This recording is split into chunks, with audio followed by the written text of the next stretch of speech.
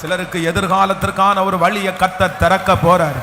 ஏசப்பா ஏசப்பா, கிருப கிருப கிருப. இதுவரையிலும் எங்க பிள்ளைங்க உழைச்ச உழைப்பு, இதுவரைக்கும் ஆண்டவரே வடிச்ச கண்ணீர் வீணா போய் நிக்குதே, பலன் இல்லாம போய் நிக்குதே.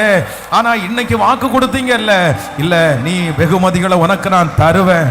இப்போ இன்னைக்கு சொன்ன வார்த்தையின்படி இந்த சத்தம் எங்கெங்க தொனிக்கப்படுகிறதோ, ஆன்லைன்ல லைவ்ல பார்த்து கொண்டிருக்கிற தகப்பன தாய சகோதரனை, சர்ச்சில் இருக்கிற சகோதரன் சகோதரி மேல ஆண்டவருடைய மகிமை, தம்முடைய நாமத்திற்காய் காண்பித்த அன்புள்ள பிரயாசத்தை மறந்து விடுவதற்கு நீர் அநீதி உள்ள தேவன் அல்ல, அநீதி உள்ள தேவன் அல்ல.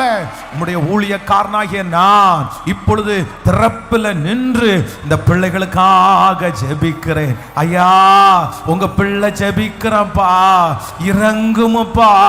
இந்த 75 நாட்களா உங்க வார்த்தையை கேட்டுட்டே இருக்கிறாங்களே, ஒரு மாற்றம் வரட்டும், ஒரு விடுதலை வரட்டும். நிறைய பேர் கிண்டல் பண்றாங்கப்பா, உன் தேவன் எங்க?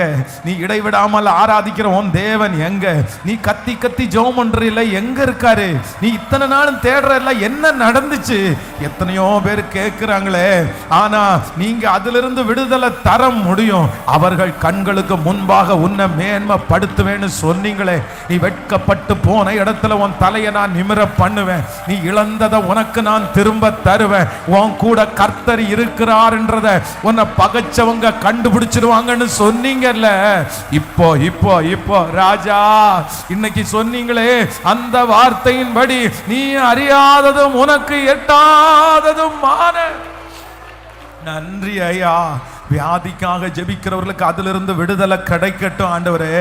வேலைக்காக ஜெபிக்கிறவர்களுக்கு ஒரு அற்புதம் நடக்கட்டும் ஐயா.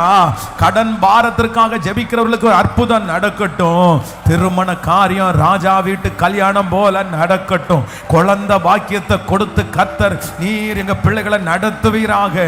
ஆமென். ஸ்தோத்திரம்.